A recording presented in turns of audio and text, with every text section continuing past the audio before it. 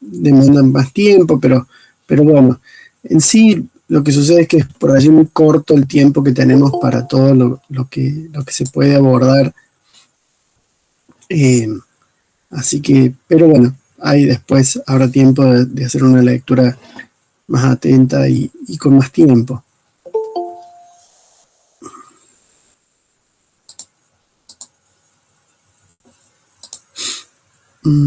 Bueno,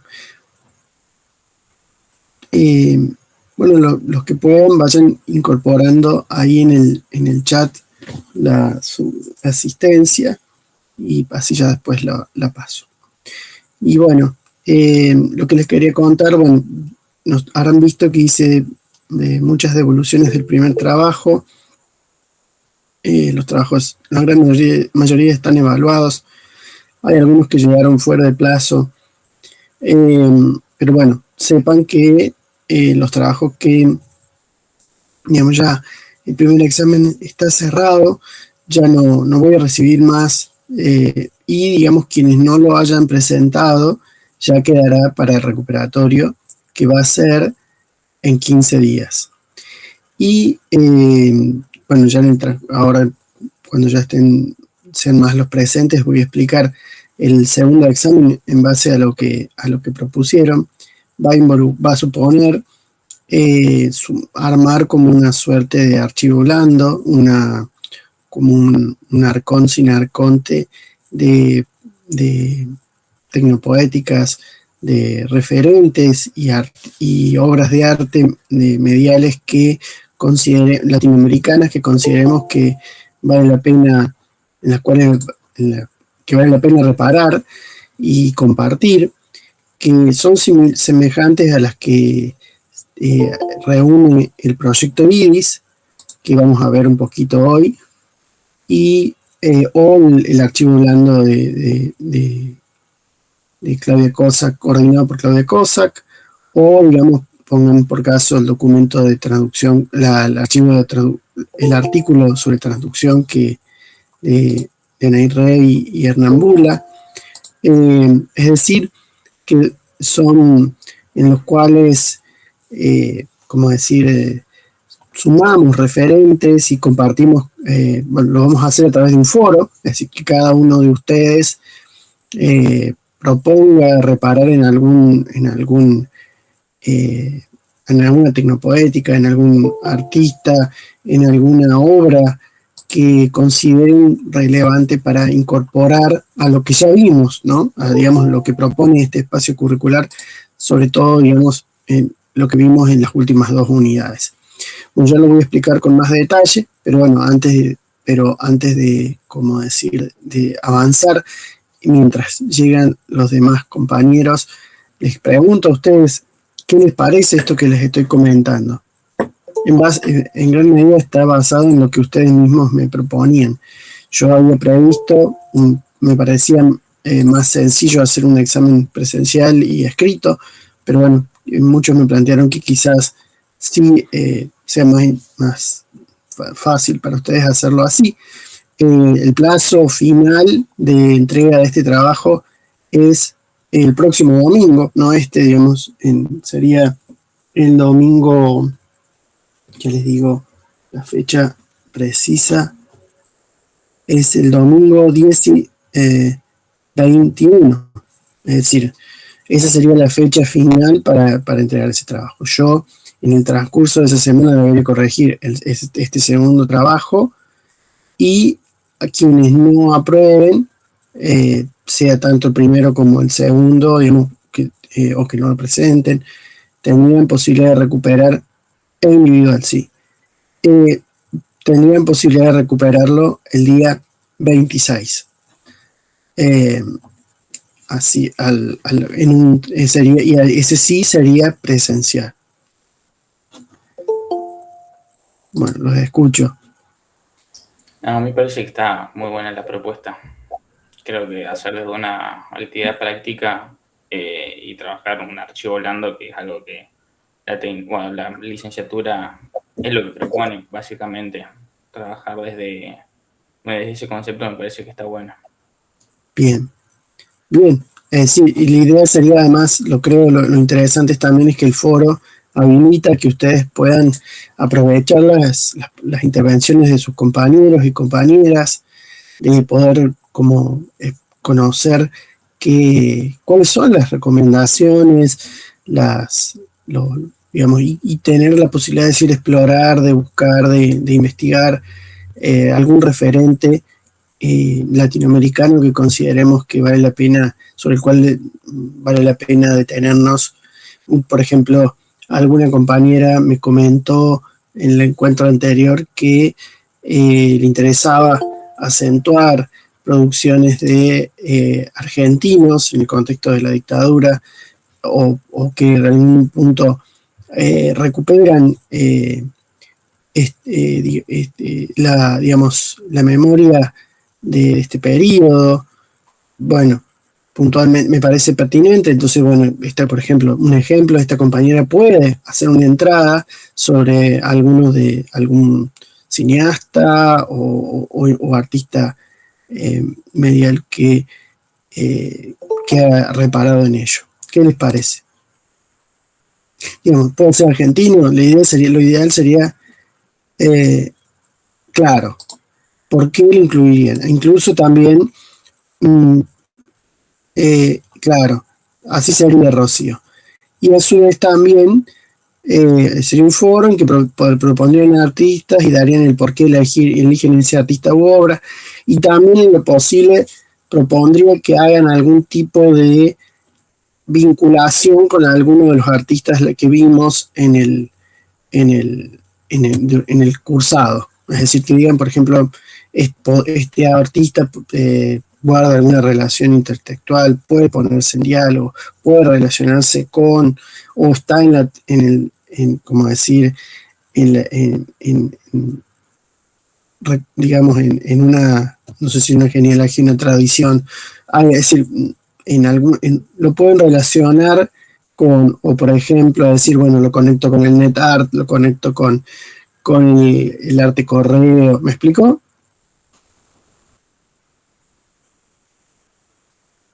No Profe, sí, profe, ¿un perdón, trabajo práctico o un foro en donde disponemos de un tema y lo hablamos con otros? es un examen, implica, digamos, puede tener algún tipo de extensión, pongamos por caso 1200 palabras máximo, pueden sumar imágenes o hacerlo en un formato audiovisual y lo tienen que cargar en un foro de un aula virtual. Y es un examen, es decir, tiene que cumplir con eso. Y tiene un sentido también, como decir, de comunicativo en cuanto a que queda, digamos, a consideración también de los compañeros que seguramente tendrán que, también les voy a proponer que hagan algún tipo de valoración sobre las intervenciones de sus compañeros. Gracias. Es una sola cosa, es un solo archivo, es decir, ustedes lo tienen que cargar en un foro. Profe, Virtual. no entendí bien la consigna en sí. O sea, ¿cuál sería la propuesta? Bien. En sí, por ejemplo, no la tengo aún redactada porque no tuve tiempo y quería además conversarlo con ustedes antes. La idea sería que ustedes hagan una entrada en un foro en la cual recomiendan, como ya lo vamos a ver cómo funciona en el sitio, ahora lo puedo mostrar ahora incluso. Un segundo, que hago la admisión. Pero ¿qué pueden ser artistas de qué época? Y de los 60 para acá. Ah, bien. Digamos, lo que involucraría la unidad de la unidad 3 en adelante, ¿no? Ah, bien, bien. Les muestro ahora, por ejemplo, el proyecto IDIS, para que ustedes se den una idea. También va a estar en la consigna para que ustedes lo vean. Este proyecto IDIS es este sitio que es un sitio, es ya les voy a ver. El proyecto IDIS es un sitio que, según su propuesta, es lo elaboró la Facultad de Diseño y Urbanismo de la Universidad de Buenos Aires, ¿no? Y una investigación que propone un recorrido histórico entre la imagen y sonido, y en la cual van armando, como decir, fichas. Esto lo fundó Carlos Trilnik, y son fichas de distintas, que pueden ser de manera cronológica, como se ve aquí, o digamos con otro formato más de exploración del azar, en donde vamos encontrándonos con distintos artistas y sus propuestas. A su vez, estas producciones, estas fichas, podríamos decir, este archivo de referencias, tienen, como decir, links que nos dirigen a los sitios puntuales de estos artistas. Pero quería mostrarles algún ejemplo, pero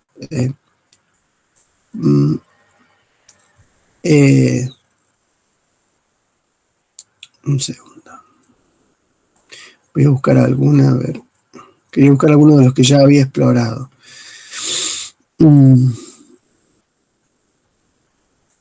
Por ejemplo, un artista. Por ejemplo, Nikita Diakur.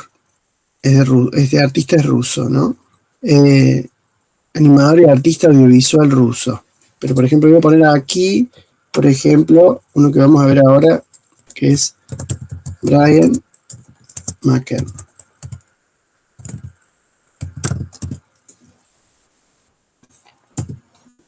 Nos va a dirigir a Brian Mackern aquí, y en esta ficha de Brian Mackern nos encontramos con información. Esta ficha fue elaborada en el 2012 y tiene, digamos, información sobre el metartista, y con un video, por ejemplo, que es uno de los que compartí, bueno, en este caso tiene muy poquita información, son directamente una red de links, hipervínculos que nos dirigen a distintos sitios del autor y de otras cosas.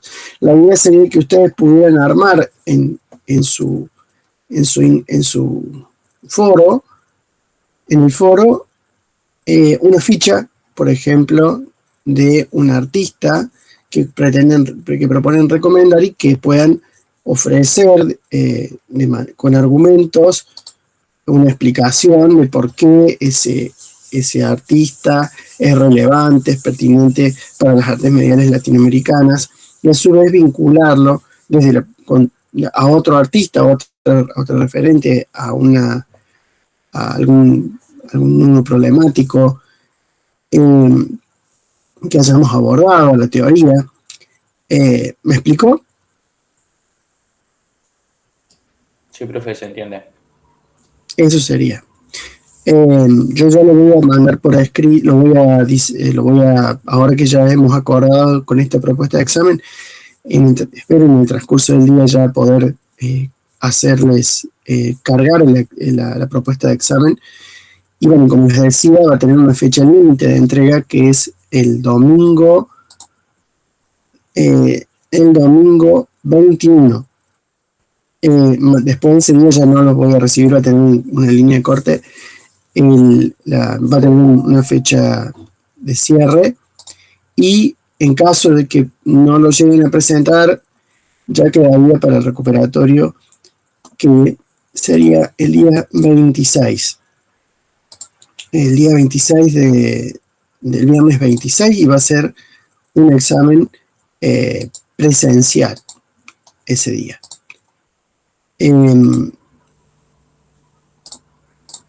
Profe, y para el primer Sí. parcial, si tengo que recuperar, sería también el 26.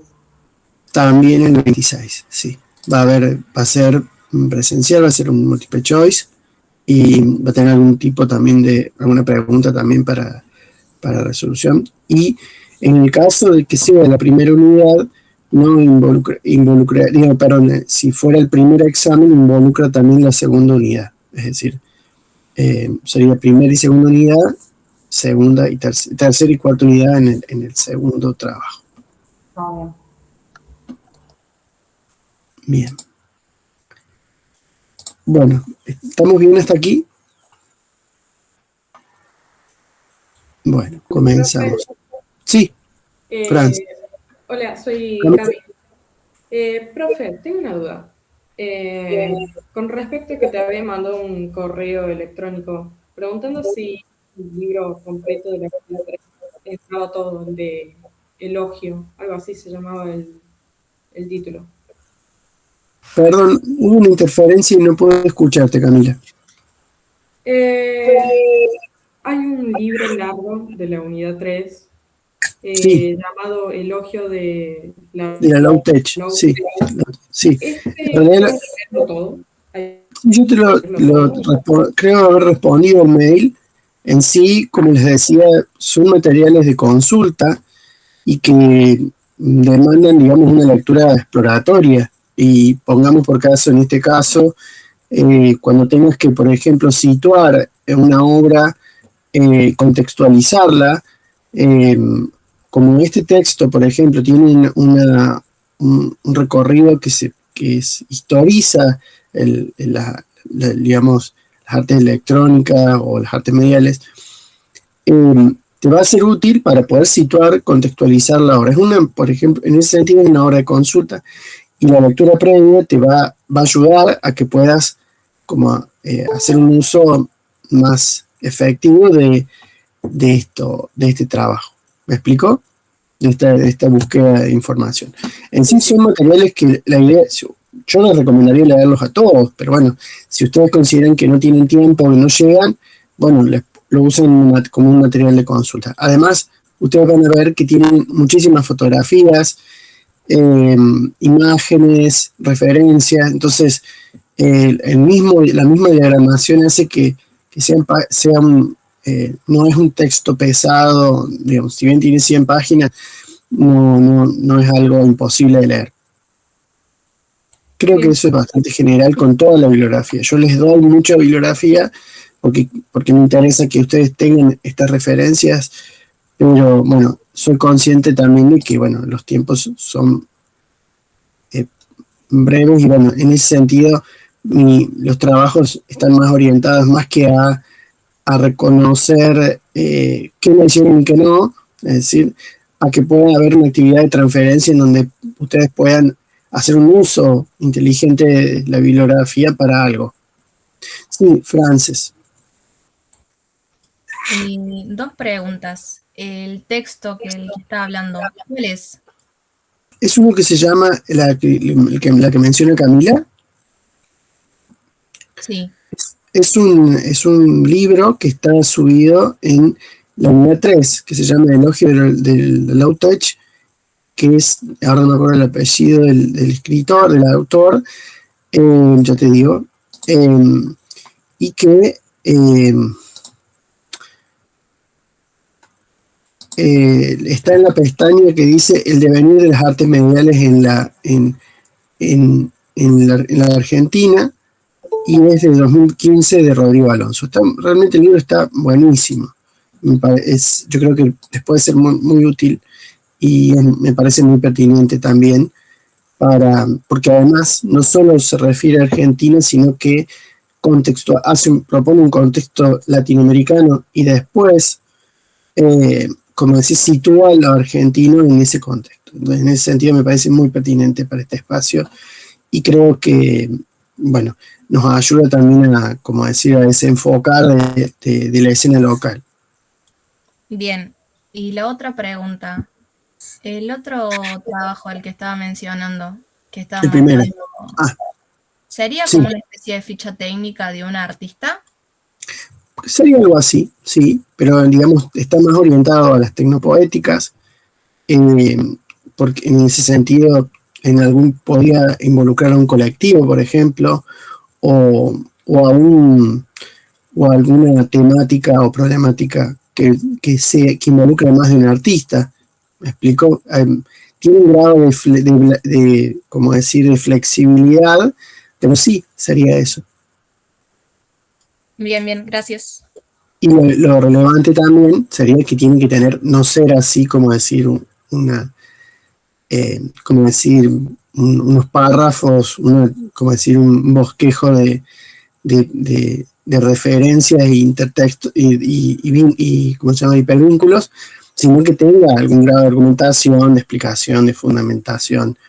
Bueno, es un trabajo breve, pero que se espera que sea, como decir, fundamentado y que sirva de referencia para ustedes, ¿no? Es decir, yo creo que va a estar bueno, particularmente porque van a poder compartir y van a poder explorar ustedes las referencias de sus compañeros también, ¿no? Y así en ese sentido hacemos algo colectivo. Un proyecto, es como un proyecto IRIS para un examen. Bien, gracias. Bien. Bianca. Sí, yo quería preguntar por la firma de las libretas, si va a ser el 26 o va a ser en fecha de examen, como... Sí, en realidad no tengo todavía previsto que, digamos, qué iba a hacer realmente, no estoy con tantas cosas, pero sí, podría llegar a ser el día 26 o el día del examen. Yo también tengo que averiguar como este es el primer año que doy este espacio, a veces, por ejemplo, yo el año pasado di semiótica,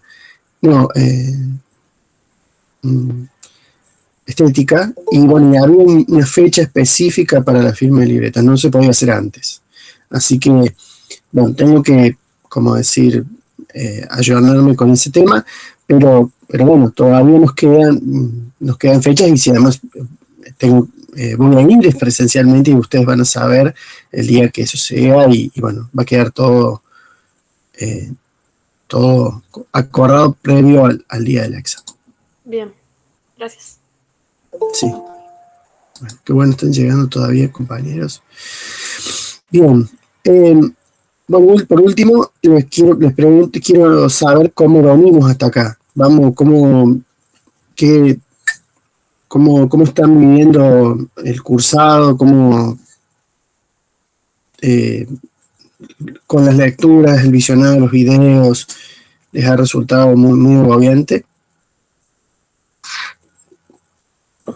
Yo creo que el contenido está muy bueno, pero como dijo al comienzo de la clase, como que el contenido es mucho para el poco tiempo que hay.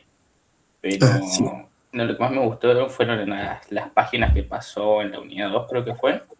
No me acuerdo el nombre, Hemotecas, creo que se llaman. Nada, todo el contenido que hay ahí está re bueno para explorarlo. Y es agobiante, pero agobiante para bien, creo. Sí, tal cual. Es decir, ojalá que este espacio obtenga más tiempo. Necesitaríamos un año realmente para trabajar de manera por todo digamos, es muy difícil, como decir, recortar. Por ejemplo, incluso he tenido que recortar un montón de cosas, por ejemplo, de bioarte, que tenía muchos deseos de trabajar. Hoy no llego a darlo. Y bueno, pero sí, perdón, ¿me podrías repetir cuál es el espacio que me decías que de la unidad 2 que te había resultado interesante? Las páginas de las hemotecas que había pasado, hemotecas creo que se llaman, eso me pareció Sí. más copado también porque hay un montón ahí, pero eso me pareció muy, muy lindo. Bien. Sí, las hemerotecas. Sí, eso lo he dado en la unidad 1. Y bueno, también me acuerdo que un compañero me señaló que tenía interés de que sumara links de arte correo. Eso me quedó pendiente y bueno, voy a tratar de incorporarlo al aula antes de que termine el cursado para aquellos que les interese. Les digo para que lo vuelvan a mirar, a explorar, por si lo llegan a encontrar. La idea sería que en todas las unidades ustedes tengan este tipo de links que colaboren con la exploración y la búsqueda. Sí, Perdona, Frances Candela. Yo estoy investigando en cuanto al arte y correo y no encontré. Por lo que estuve viendo, no hay una hemeroteca de arte y correo. Como que hay Bueno, muchos registros yo vos perdidos. sabés que también, vos sabés que yo encontré unos sitios que tenían como decir, acervos de arte y correo. Los tengo que volver a buscar porque se me cerró justo el sitio donde los tenía, ¿cómo se llama? En el explorador tengo guardado todas las referencias y se me cerró y después me olvidé. Así que, pero lo tengo presente. Justo dije hoy, quería incorporarlas y no llegué. Así que espero poder subirlo para que estén ahí en la unidad de arte y correo. Sí, Frances. Lo que publicó de Elogio del Utech, ¿qué páginas serían? Están si vos vas al aula, donde dice el devenir de las artes mediales, dice de la página 10 a la página 131. Está allí entre paréntesis, está, digamos, en el aula. Es decir, en la pestaña que dice el devenir de las artes mediales, ahí se señala el recorte, que es, digamos, eso sería, no en sí es bastante del libro, pero como les digo, ya lo van a notar, por ejemplo, es un recorrido histórico, particularmente primero habla está situado en las artes mediales en Latinoamérica, en las artes electrónicas en Latinoamérica, y después en Argentina. Pero, por ejemplo, ustedes si pueden buscar así, hay información muy interesante sobre las distintas propuestas, por ejemplo, si vamos a lo que propuso el Instituto de Itela, artistas puntuales, bueno, es como decir, pueden usarlo hasta como un diccionario, digamos, pueden buscar con el buscador y van a encontrar información relevante que les sea útil, ¿no?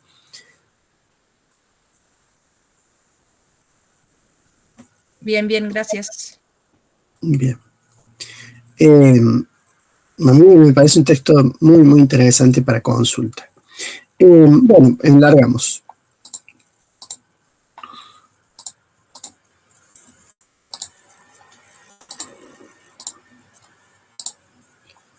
Bueno, esta sería la última unidad y es el último teórico, que bueno, lamentablemente es necesario condensarlo en una clase, pero que tiene, me parece que mucho para explorar y sumar, y bueno, puntualmente me interesa. Sí. Perdón, una última pregunta.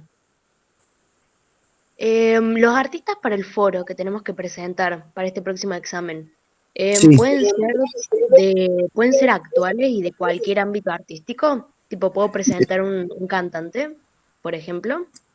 Tiene que estar asociado a las artes mediales latinoamericanas.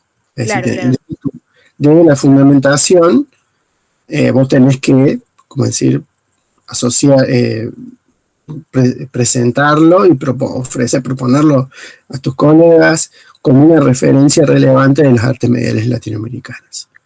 Ese sería el marco, y vamos a contemplar, digamos, considerando que se trata de lo abordado de la unidad 3 y 4, es decir, de las artes mediales de post 60, ¿no? Hasta la actualidad, hasta el 2026.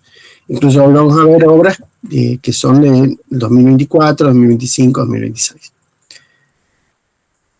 Ah, bien, perfecto. Pero con la debida fundamentación no importa la época, digamos. No. Siempre y cuando vos consideres que es una referencia para las artes mediales y que eso, digamos, pueda asociarlo a lo que hemos estado observando y analizando. Claro, bien, gracias. Bien.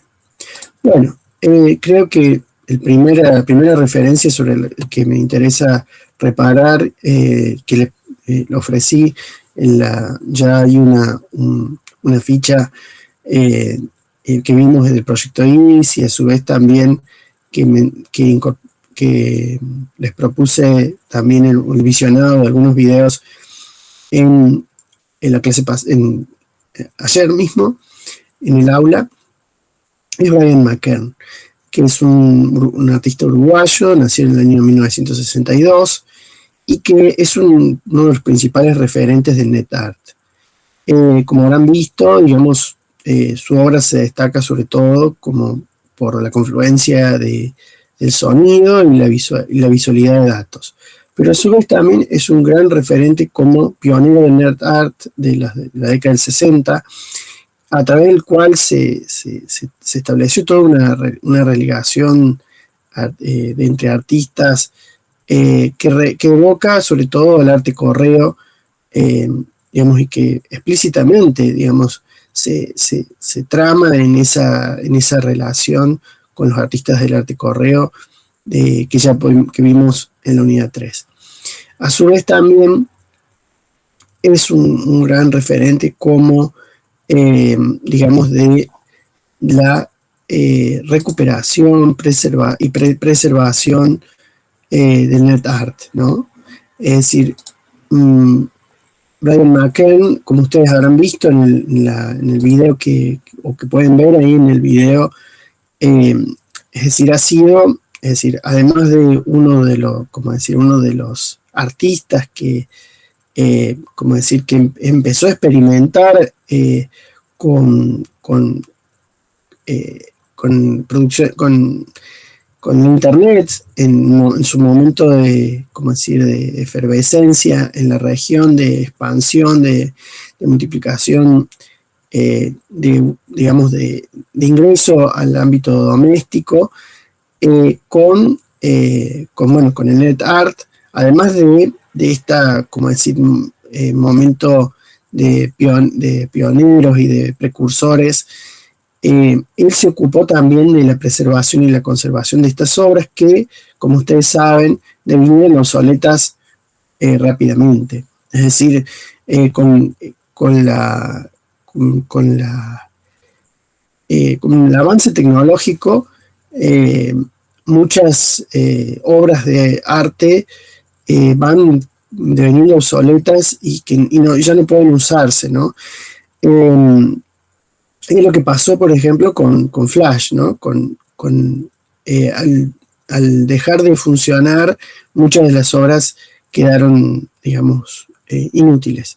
Y demandaron de parte de los mismos artistas o de personas ocupadas en la preservación de ellas, una reconstrucción de la obra, que es decir, de volver a reunir sus partes, sus elementos, de volverlas a programar o de diseñar distintos software que habilitaran la posibilidad de ejecutarlas, o de, generar espacios que las reúnan y que las pongan de nuevo en circulación. Un ejemplo claro, es justamente,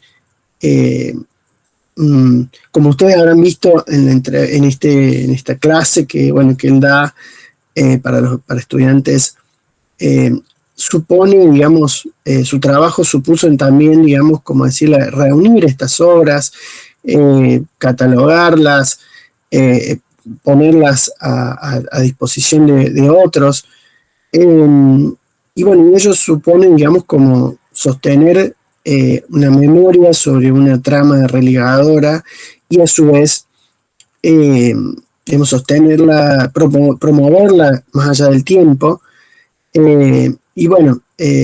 Por ejemplo, una de sus intervenciones más efectivas tuvo que ver con el pasado, ya el 2000, un sitio que él propuso, en el cual reunió muchísimas de las obras. Fíjense, no sé si ustedes ven allí, a ver si recuerdan a qué obra remite esta captura de pantalla del sitio. Recuerden que lo mismo. ¿No es la Latinoamérica invertida de Joaquín Torres García? Por supuesto. ¿Y de dónde era Joaquín Torres García? Uruguayo también. Era uruguayo. Fíjense, digamos, y podemos decir, este aspecto es fundamental en la perspectiva, como decir, latinoamericanista que tiene Brian Macker, ¿no? También, ¿no? Es decir, de poder situarse puntualmente en la realidad latinoamericana y puntualmente en el net art latinoamericano, porque puntualmente es fundamental para la red que compone el net art en ese momento. También tiene que ver con una perspectiva política, tecnológica y estética que es plenamente latinoamericana, ¿no? Y en ese punto es que Brian McCann también es un arqueólogo de los medios, ¿no? Porque primero, digamos, se sitúa en su propia experiencia como artista, net artista, o también como artista de las artes mediales, y es decir, y con ello, digamos, en su práctica, digamos, de investigación en arte o puntualmente sobre el arte, él está, digamos, haciendo una arqueología de los medios en donde analiza cómo opera lo técnico y cómo, digamos, en cuanto a tecnopoética, cómo, digamos, su producción artística o la de otros artistas está interrogando y problematizando lo técnico.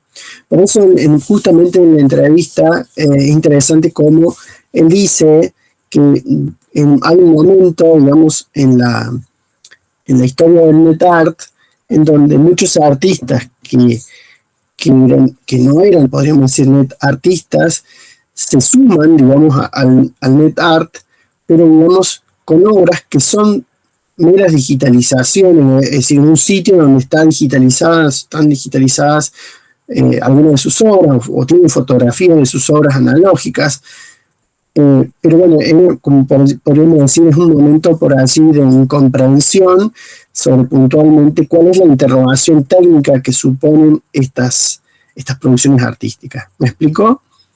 Digamos, no es, cuando hablamos digamos, de este tipo de producciones artísticas, supone de algún modo una problematización de lo técnico. No es la sola como presencia en el ámbito digital o en las redes, ¿no?, de una producción artística.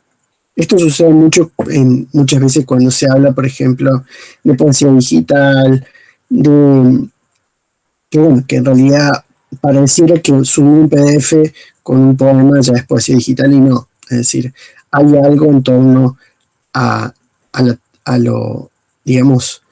distintas dimensiones que supone lo digital, que estas producciones artísticas están problematizando, que hacen que verdaderamente sea una tecnopoética y no solamente, digamos, habitar un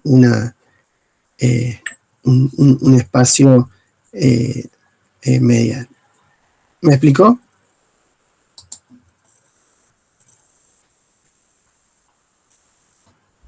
Sí, profe. ¿Sí? Bueno, una de sus obras más destacadas o más recordadas es justamente Temporal de Santa Rosa, que es muy interesante, a ver si alguien... muy interesante cómo puntualmente para pensar las artes mediales latinoamericanas, porque bueno, tienen que ver, son en ellas, como ustedes habrán visto en el video que lo presenta, son grabaciones de interferencias eléctricas de radioestática ocasionadas por la proximidad presencia del temporal de Santa Rosa en diversas radiofrecuencias, ¿no? Entre el 20 de agosto y el 8 de septiembre del año 2002, en Montevideo, Uruguay. Bueno, si yo digo temporal de Santa Rosa o tormenta de Santa Rosa, ¿a qué me refiero?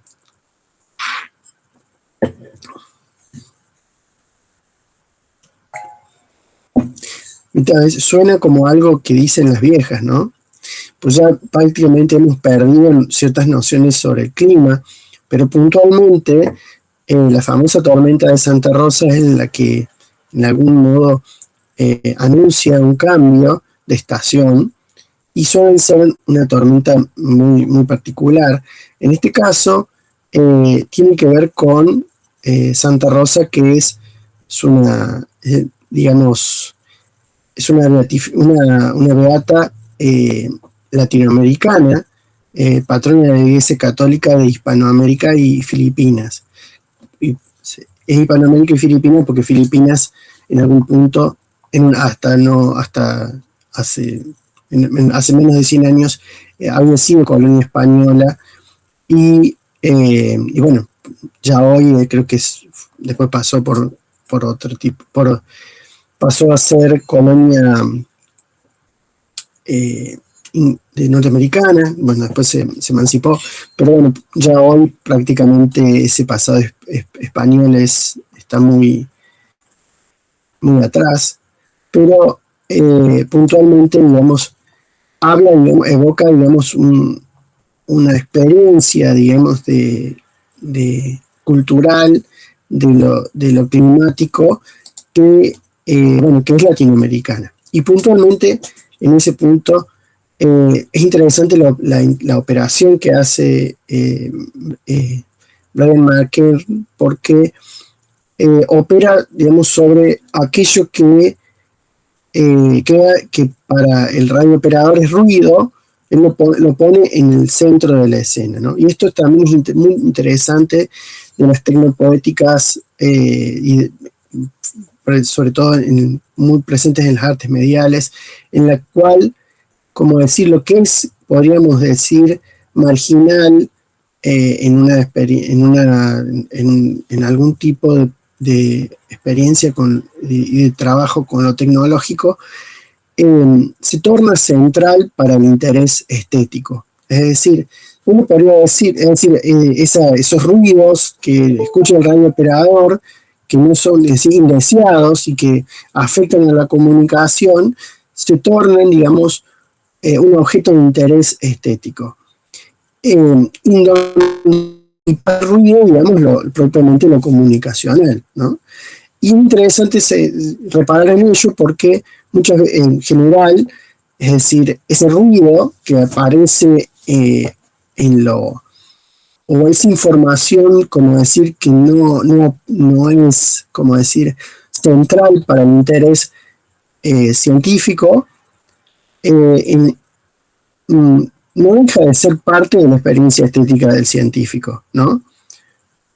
Pero, digamos, puntualmente el artista en su investigación en arte se ocupa de eso que es marginal, que es descartado, que es desechado, que no tiene, como decir, un fin útil, pero que es parte de la experiencia. Incluso, muchas veces, con los cambios tecnológicos, es decir, muchas veces esta parte de la experiencia, puntualmente en este caso, por ejemplo, de la comunicación del radiooperador, no tiene registro, no tiene relevancia, queda, digamos, completamente olvidada. Doy un ejemplo de un uso tecnológico que, por ejemplo, el telediscado, por ejemplo, cuando usamos un teléfono, teléfonos antiguos, había un discado, y eso se perdió, ya, es decir, pero hay algunas producciones, por ejemplo, cinematográficas, cómics, que lo registran.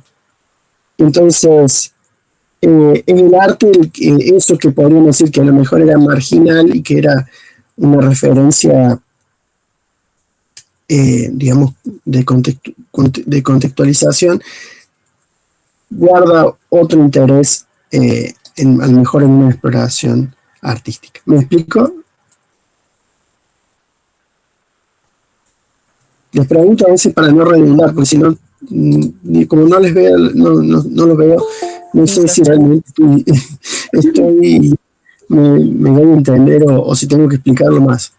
Bueno, otra obra, por ejemplo, también que es interesante, es, por ejemplo, Medellín, esta obra también de Brian McCann, que es del año 2019, que se trata de cartografías afectivas, ¿no? Tienen que ver sobre todo con el registro de datos que resultan significativos, digamos puntualmente del mismo Brian McCann, que son reinterpretados y utilizados para la generación del control de imágenes y sonidos. Es decir, él hace registro de sus recorridos, digamos, identificando puntualmente coordenadas, altura, sonido, y como podríamos decir, es otro tipo de crónica, ¿no? Es otro tipo de crónica que puntualmente no tiene que ver con lo verbal, sino con una serie de datos de la experiencia digamos, del ambiente que son registradas y que son documentadas y componen, digamos, como decir, un registro, podríamos decir, de datos y conectado con lo estético. Me parece interesante sobre todo porque, bueno, si pensamos en la Crónica de Indias, para dar un ejemplo con Humboldt, hay esta obra, por ejemplo, que es del siglo XIX, fin del siglo XVIII, principio del siglo XIX, y que, bueno, es una documentación puntualmente allí también de Colombia, de Venezuela. Esta es obra de un alemán que es, como decir, que redescubre el continente americano. Está como decir, cartografiando un territorio que para Occidente era completamente desconocido por el periodo colonial, por el cerramiento del periodo colonial español, y que, digamos, en eso no solo es un redescubrimiento de la geografía, de la fauna, de la flora, de los accidentes, digamos, geográficos, por ejemplo, esto, ¿no? Las mediciones de altitud, pero todo con un fin que podríamos decir que es, en algún punto, capitalista, en un imaginario de progreso, extractivista, en una podríamos decir, en una trama en gran medida no sé si decir, de recolonización desde lo simbólico de Europa a América. Y en este caso, es decir, en el caso de Brian McCann, todo esto que les digo no es que está propuesto así en la obra, sino que es la lectura que yo estoy haciendo de la obra, ¿no? En este caso, Brian McCann no está planteando una lectura de datos para, como decir, conquistar ese lugar, como decir, darle un sentido, darle un orden, sino de, a través de los datos, que son datos que podemos encontrar nosotros mismos usando el Maps y viendo dónde estuvimos. Puntualmente en horas y horas podemos ir viendo a dónde fuimos, con qué vehículos, en dónde comimos, qué hicimos. Bueno, allí ese registro que está, digamos, hoy en día en nuestros dispositivos telefónicos, esos datos no están, digamos, pensados, digamos, para, como decir, ordenar o comprender o describir, sino que están trazados allí para documentar una experiencia sensible de ese medio. Sí, Sofía.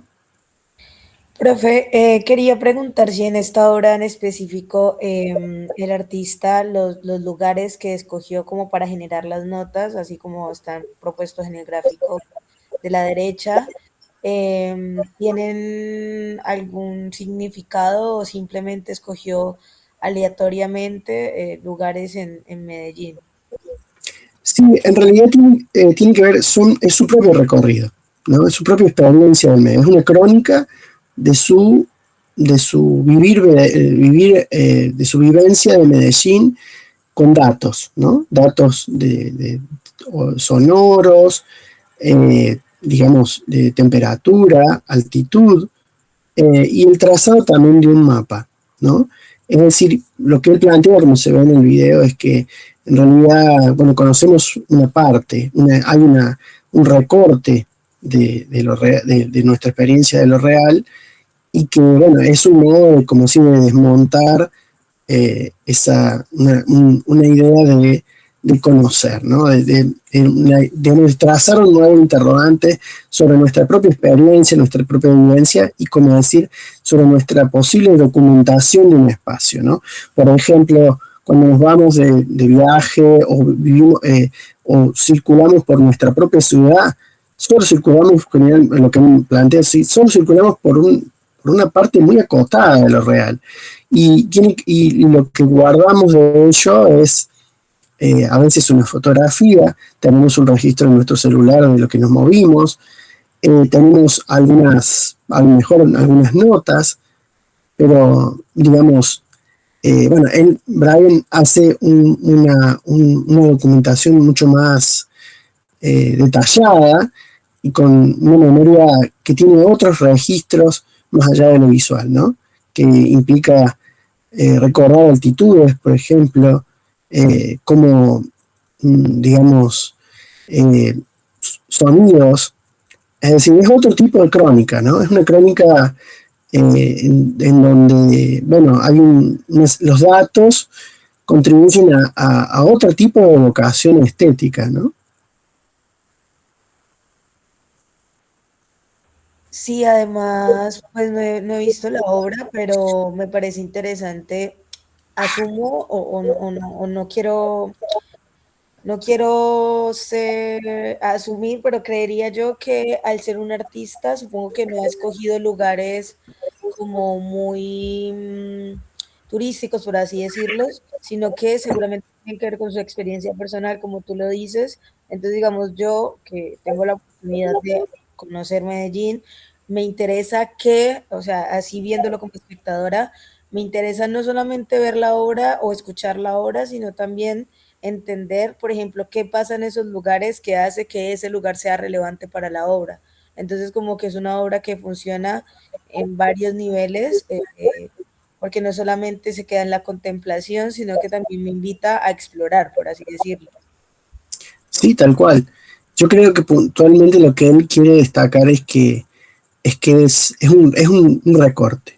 Es algo, es decir, no es que no estuve en Medellín, sino que estuve en estos lugares y que, bueno, obviamente hay mucho más y además, y puntualmente, digamos, plantear lo performativo del artista, ¿no? Es decir, bueno, este fue mi recorrido, este fue lo que pude observar, lo que pude explorar, lo que pude conocer y la memoria de este espacio tiene estos registros. Si vas al sitio vas a encontrar que hay referencias de altitud, hay referencias también sonoras, digamos, si uno va, por ejemplo, a la crónica de viajes, que es algo que investigué mucho, digamos, principio del siglo XIX y el siglo XX, lo verbal es fundamental. Después, hacia el avanzado del siglo, se incorpora la fotografía, ¿no? Hay como una problematización de la perspectiva del turista bueno, hay una serie de perspectivas del cronista, que es aquel que descubre, digamos, la esencia de un lugar, de de una nacionalidad, de una identidad nacional que está de algún modo pregnando de ese espacio. Y acá nos encontramos con algo que me parece muy interesante para la crónica, porque en realidad se plantea como una experiencia de interrogación de algo que es mucho más complejo, mucho más amplio, y imposible como decir, de registrar y de documentar con, digamos, con la riqueza que uno quisiera, ¿no?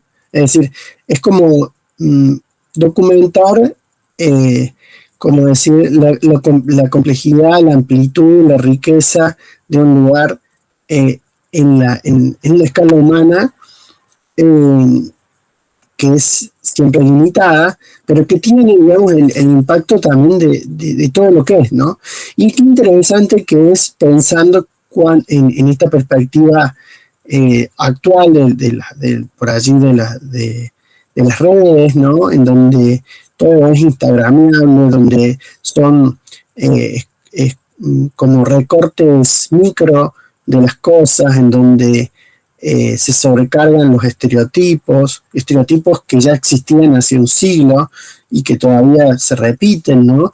Y en donde la representación digamos, de un espacio es como ya está completamente calculada, digamos, como para una selfie, y donde todo es como una selfie con un estereotipo detrás que ya está, digamos, plenamente calculada por el turismo, ya está preenseñada y que es replicada, y nos encontramos con una propuesta como esta que es, digamos, lo opuesto totalmente, que es decir, una red, una trama de datos que nos muestra un espacio fascinante para conocer, ¿no? Es decir, como todo espacio, un espacio en el que se abre, digamos, en el movimiento y que, bueno, que implica, digamos, además de sacar fotografías, en este caso, es tomar referencias del título y registros sonoros, ¿no? Me parece muy, muy, muy lindo para pensarnos cómo podemos encontrarnos en otros espacios, ¿no? No, y también cómo aprovechar la naturaleza propia del lugar, porque como diciendo capaz en otras palabras a lo que te referías, ahora todo está puesto y creado por el hombre visualmente, pero por ejemplo Medellín es una ciudad que tiene muchísimas fallas geológicas, o sea, tiene un montón de montañas, depresiones en la misma ciudad. Entonces es también aprovechar, como por así decirlo, la identidad o la naturaleza propia del lugar para hablar del lugar, no solamente centrarme en lo que el ser humano ha querido hacer de ese espacio.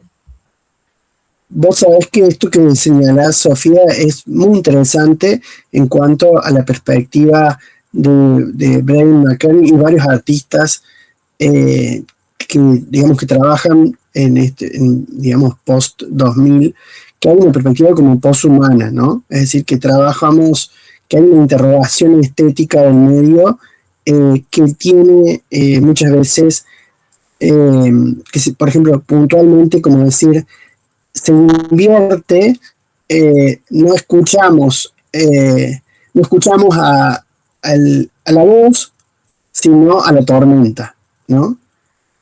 La voz es ruido, la tormenta es el mensaje. Acá, digamos, Medellín no es solo, digamos, como decir, la ciudad humana, sino es la ciudad geológica, ¿no? Es como decir, las fallas, es decir, podríamos decir, ustedes saben, ¿no? Que hay, como decir,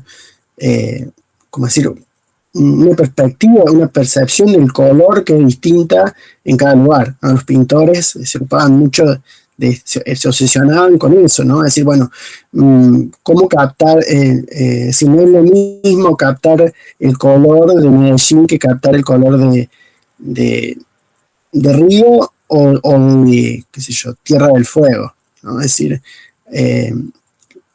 decir, cambia por las estaciones, bueno, bueno, los científicos, pongamos, como mencionaba, por ejemplo, Humboldt, llevaban un montón de instrumentos y estaban constantemente midiendo todos estos aspectos y todo les resultaba magnífico, pero también todos podemos decir en ese punto, en ese momento, un sentido ordenador, utilitario, como decir, apolíneo de progreso y bueno, hoy en día ya todo eso está en pleno desmontaje y nos encontramos, digamos, bueno, como por ejemplo Ignacio Bana, creo que es un chileno que también tiene una investigación sobre bueno, lo geológico en Chile, también tiene una perspectiva como anarchivista, que se pregunta por lo estético de lo geológico, ¿no? Es decir, no se investiga el mineral en un sentido utilitario,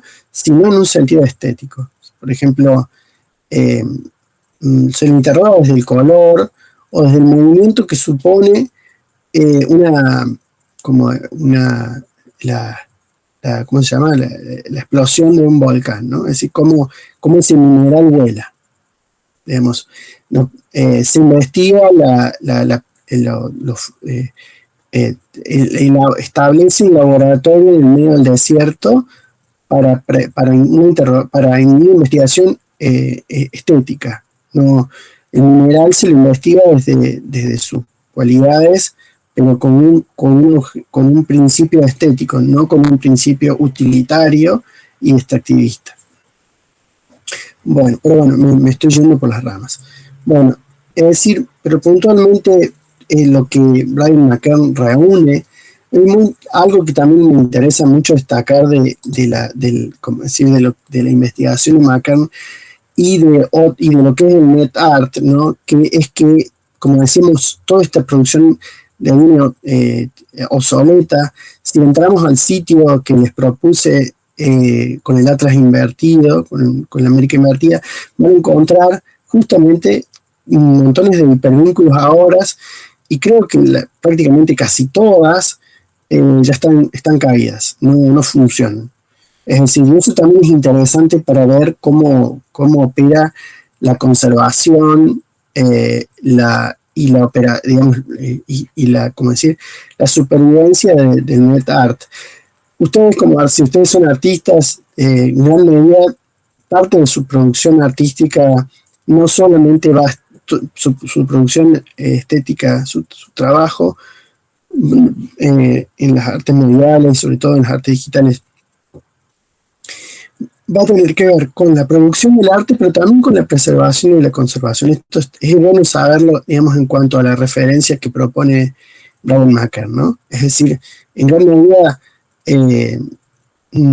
es decir, nosotros nos ocupamos en gran medida, ustedes, en esto, ¿no? Es decir, cómo llevar esto hacia el devenir, cómo recuperarlo, cómo mantenerlo, porque bueno, la velocidad de la transformación técnica y de las prácticas de consumo hace que muchas de estas obras desaparezcan a enorme velocidad. Y bueno, en sí, digamos, es interesante reparar en la definición de net art, ¿no? Es una forma de arte interactivo, cuyo soporte habitual son computadoras conectadas a Internet. Esta definición la da Claudia Cossack en el libro de Tecnopoéticas Argentinas.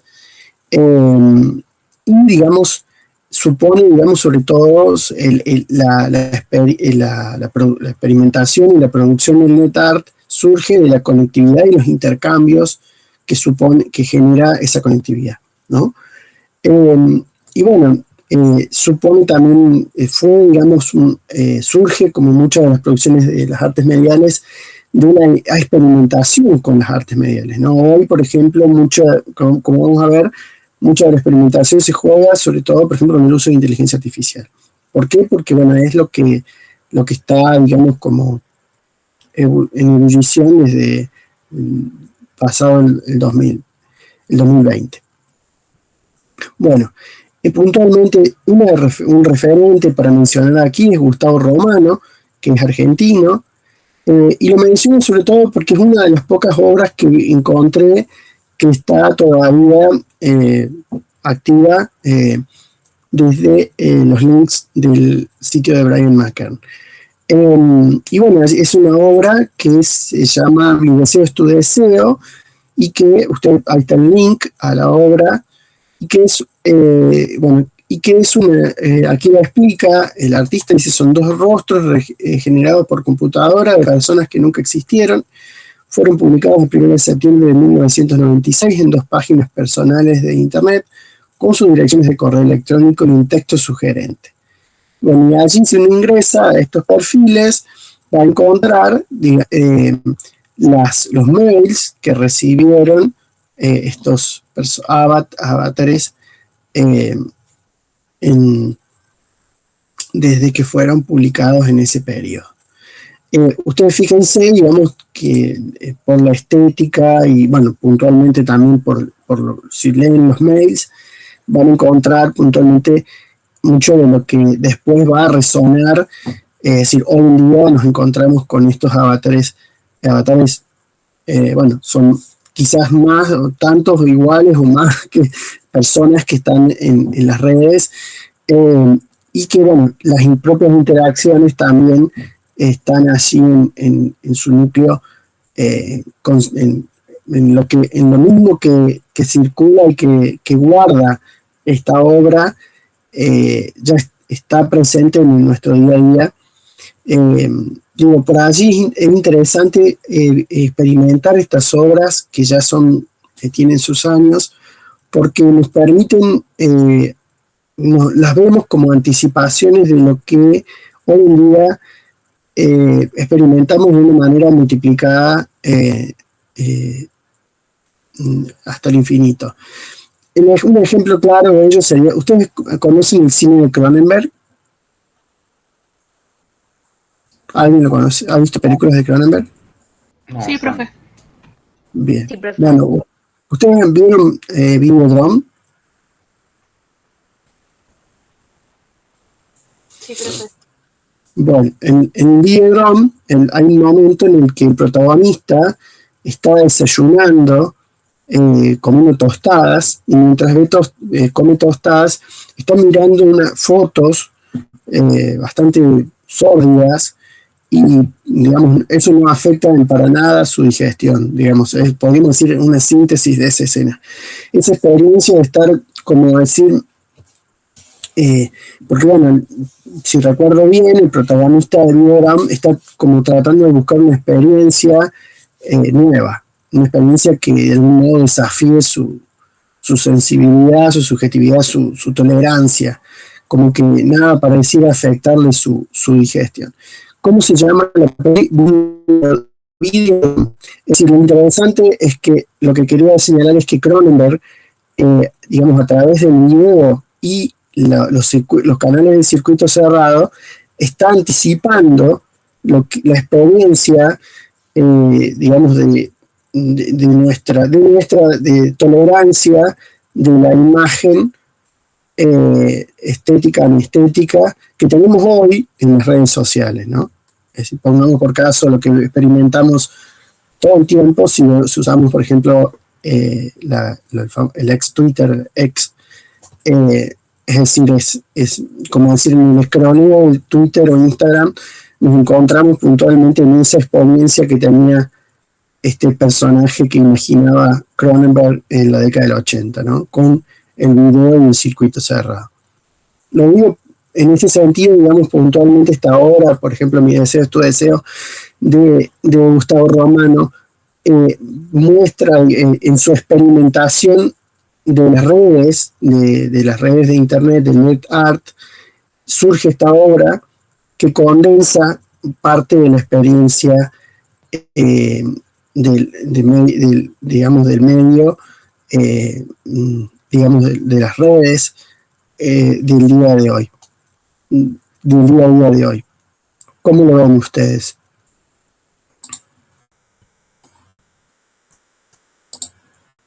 A mí, profe, me parece muy loco esas dos caras generadas en los 90 artificialmente, comparado ahora, digamos. Incluso esas fotos se ven bastante reales. Así es es muy curioso, digamos, cómo además es interesante también ver cómo nuestro ojo se entrena para poder, como decir, encontrar una diferencia, como decir, a veces nos parece a lo mejor, o así como decía Santiago, parece real, a su vez también uno empieza a encontrar, como decir, las marcas de digamos, de la producción, ¿no? Y ello habla también de, como decir, de una sensibilidad de época. Hoy vemos muchas imágenes hechas por inteligencia artificial y nos parecen muy realistas o muy artificiosas, y nos parecen como, hay como una experiencia renovada de ello, y hasta parecen muy creíbles o creíbles. Y bueno, en unos años más, por nuestra propia experiencia, nos encontraremos como algo, como estas imágenes que vemos en estos videos, en esta obra de Romano, ¿no? Es decir, también en ese sentido es documento la producción artística, y lo digo para ustedes también el hecho de decir participar de la experiencia actual y digamos, como decir, con nuestra producción, documentar, ¿no? Esa sensibilidad de época. Bueno, después, otro de los ejes que creo que es relevante para esta producción contemporánea tiene que ver con la desobediencia tecnológica y el reciclaje. En ese sentido, creo que vale la pena detenernos en la investigación en arte de Ernesto Orosa, que es cubano y radicado en los Estados Unidos, en Florida, nació en 1968, y su producción artística se centra sobre todo en el diseño y la arquitectura.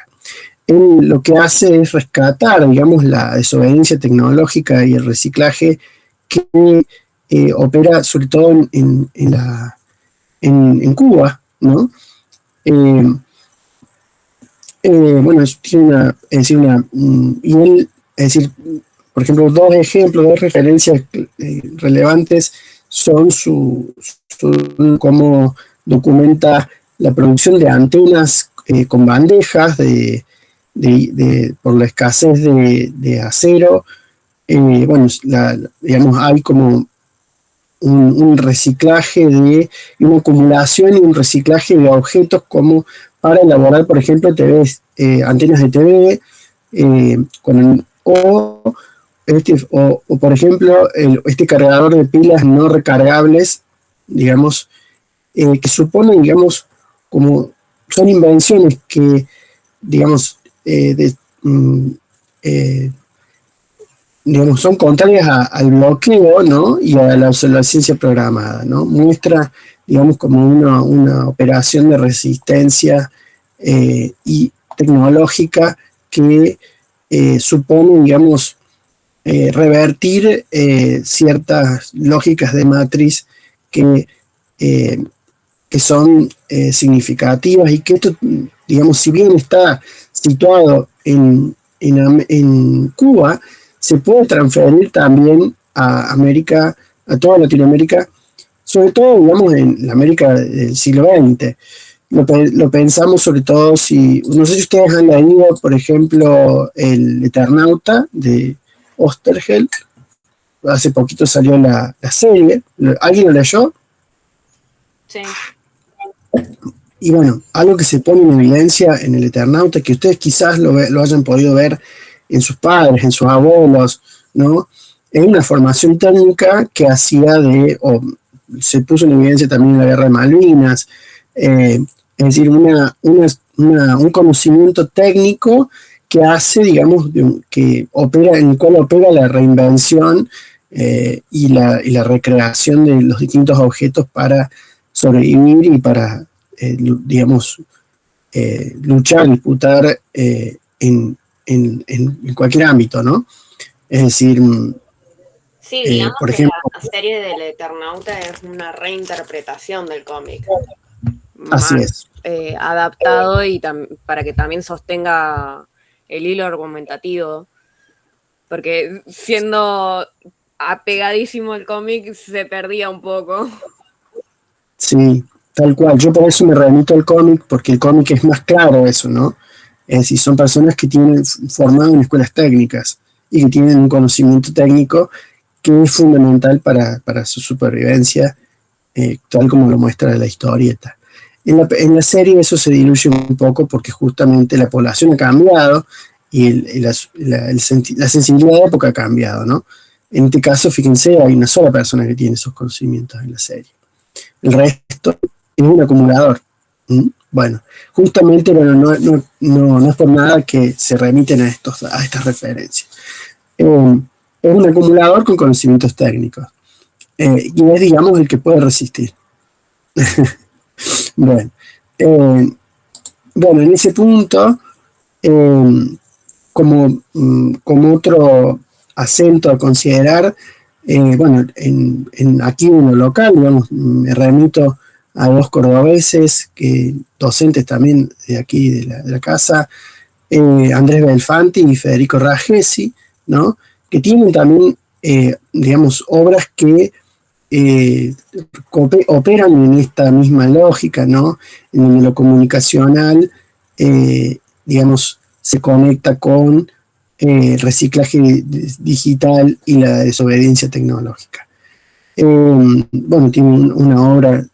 obras interesantes donde se trabaja con escuchas satelitales, ¿no? Que son experiencias sonoras y visuales a partir de interferencias, de ruidos del espacio exterior, ¿no? En este punto lo tramo con lo que veíamos de Orosa, de McKern, ¿no? Y donde también resuena, digamos, un trabajo de resistencia a la tecnovigilancia y a la gubernamentalidad algorítmica, de ponerlo en escena, en discusión, ¿no?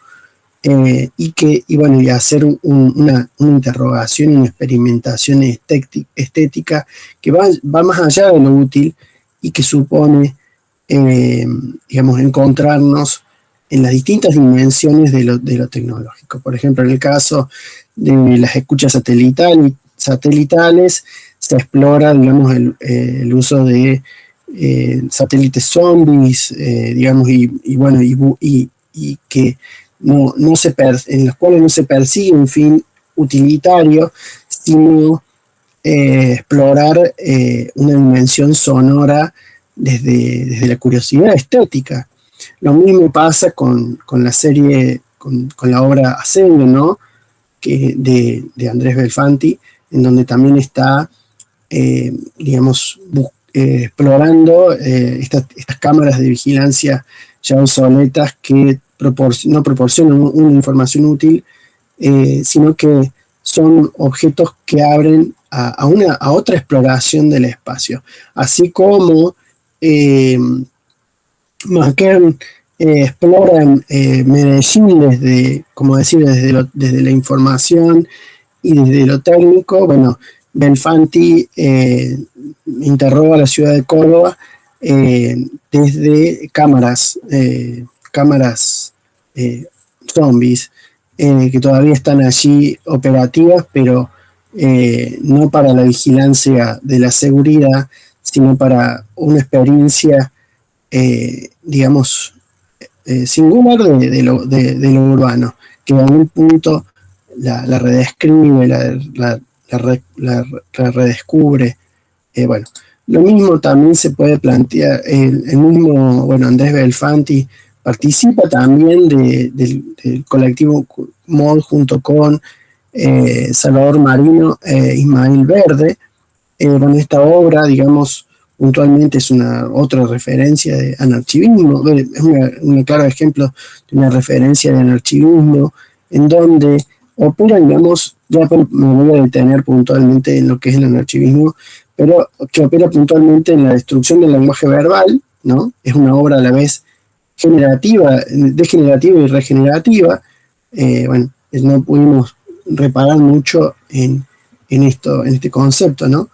pero que lee archivos de textos digitales como código y ejecuta un organismo maquínico compuesto por computadoras desmembradas. Es decir, es interesante que esta obra, digamos que en algún punto, digamos, podríamos decir, desmonta el lenguaje verbal y lo descompone. En sintonía con el poshumanismo, propone una destrucción progresiva de documentos, pero que solo puede realizarse si este agente no humano no detecta la presencia de personas. Es decir, volviendo a lo que señalaba la compañera de lo que recuperamos con la compañera de lo poshumano, ¿no? Es decir, volviendo a lo que hablábamos sobre la noción de público en el principio del cursado, es decir, las artes mediales en un punto se tramaban con el público, lo interpelaban, digamos, como nueva subjetividad social, ¿no? Lo que nos encontramos ahora es que muchas de las artes mediales están, como decir, interrogando la información, los datos, pero, como decir, emancipadas del público o expulsando al público. Es decir, si vemos, por ejemplo, las obras de Nuno Ramos en Brasil, que no me acuerdo, creo que no pudimos abordarlo puntualmente, muchas de sus producciones artísticas expulsan al público, ¿no? Es decir, es decir, si bien son en escenarios, como decir, públicos, digamos ya, es decir, su interpelación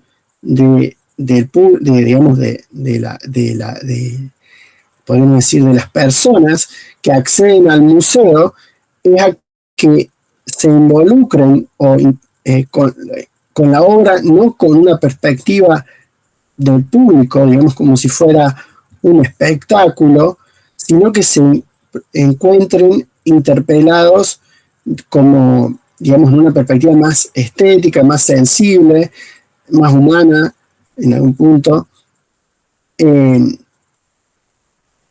o, digamos, como, digamos, una perspectiva más artística, más estética, más como propia del artista, o sencillamente que se mantengan al margen o fuera.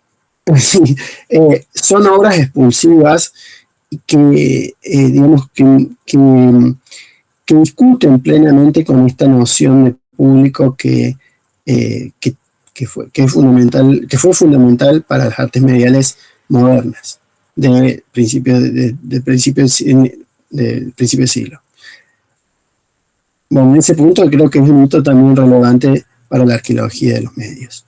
Bueno, en ese punto, como decir, aquí me interesa reparar sobre todo en cómo en gran medida estas obras interrogan el anarchivismo, ¿no? Es decir, ¿a qué llamamos anarchivismo? Es un concepto muy relevante. Ustedes tienen 2 libros que dejé digitalizados, que, bueno, como les digo, son libros muy largos y muy complejos de leer, pero que se los dejo para que son obras de consulta y que les recomiendo la lectura porque, bueno, me parecen magníficos, y que, bueno, me parece que nos ofrecen la posibilidad de situarnos en los desafíos actuales, digamos, históricos, culturales, políticos, digamos, de nuestra realidad, y que, bueno, y que también pone en valor los movimientos sociales y artísticos contemporáneos que disputan con un poder arcóntico fundado sobre todo en los archivos, ¿no? Hablamos de, justamente, ustedes recuerdan que nos reparamos puntualmente en la anarqueología, en la archifilología, ¿no? En la disputa por el origen y el sentido en propuestas contemporáneas, todas ellas se podrían decir en la era de Foucault, ¿no? Pero, es decir, ¿qué era lo que discutía la anarqueología y la archifilología? A ver si alguien recuerda. ¿Cómo, profe? ¿Cómo dijo la pregunta? ¿Qué discutía la anarqueología y la archifilología? ¿Qué pone en cuestión? El tema de que las lecturas, o por lo que entendí, las lecturas del pasado, en base a lo que es la arqueología, como que no se podría detectar como una predicción del futuro, o como que habría que leerlo en su contexto, pero a la vez la lectura que estamos haciendo también está influida por el presente. Entonces me costó bastante entenderlo, pero sí como que comprendí que la lectura del pasado también de alguna manera es una lectura de cómo lo interpretamos hoy en día. Como que por más que hagamos una lectura nunca va a ser 100% verídica. Así es, tal cual. Es decir, la idea de fijar un origen es política y supone, digamos, conservar ciertos privilegios para las personas que se arrogan, digamos, herederas de ese origen, ¿no? Eso es algo que es una fantasía, es algo que no tiene asidero concreto, sino que lo que en realidad hay, como decir, no hay un solo pasado, sino que hay una trama muy compleja de historias. Y bueno, en ese punto, el archivismo confluye con la anarqueología y la archifilología en discutir esa noción de origen, ¿no? Y en ese sentido busca acabar con la organización jerárquica del archivo, minando el doble principio fundante de su maquinaria, el comienzo mítico y el mandato soberano. Es decir, lo que hablamos recién, es decir, no hay un origen, no hay un origen que, que dé autoridad a una parte de la población sobre otra. Y bueno, pero se podría decir que, digamos, si vamos a decir, es decir, pongamos por caso, hay cuestiones de autoridad religiosas, bueno, que van a ser planteadas como que están en un origen mítico y que eso le da autoridad a cualquiera para masacrar, hacer, destruir, hacer, deshacer, ordenar, definir quién se tiene que casar con quién, cómo se tiene que casar, cómo se tiene que vestir, cómo tiene que ser, cómo tiene que vivir su sexualidad. Todo eso es una patraña y en un punto, bueno, pero no deja de ser un fundamento de poder y algo que genera violencia y destrucción y bueno, digamos, en ese sentido, esta noción del archivo y de la memoria y del presente, de la subjetividad, de la sensibilidad, se torna de un archivista cuando opera en lo real como parte de un movimiento social y político. Es decir, por ejemplo, hay movimientos feministas o de distinta orden político que hacen un uso del archivo para ponerlo, para problematizar justamente ese comienzo mítico y ese mandato soberano, digamos, qué sé yo. Y bueno, en sí, como decimos, el archivismo supone una problematización del archivo y ofrece nuevas miradas que no naturalizadoras de los órdenes, las jerarquías y las clasificaciones que sostienen el poder arcóntico. Podemos decir que avanzado el siglo XX, siglo XXI, vamos notando cómo hoy en día, por ejemplo, con lo que está sucediendo con la inteligencia artificial, o lo que está sucediendo en Argentina, por ejemplo, con Palantir, bueno, o en todo el mundo, vemos que verdaderamente va de la mano, por ejemplo, va de la mano el poder con la memoria, ¿no? Hay el poder arcóntico, es decir, quien puede guardar la memoria tiene poder. Y es el que ordena las cosas. Quien tiene los datos, quien tiene la información, digamos, no es casual que, digamos, estemos vivenciando un momento de, digamos, de paso vertiginoso de lo analógico a lo digital, donde ya no hay registros ni soportes, no hay fotografías, no hay textos impresos, y entramos en un momento donde todo se puede con un clic borrar, destruir, alterar. Digamos, las distintas modos de prueba existentes hasta ahora, como lo que suponía una fotografía analógica, ya dejó de ser una prueba.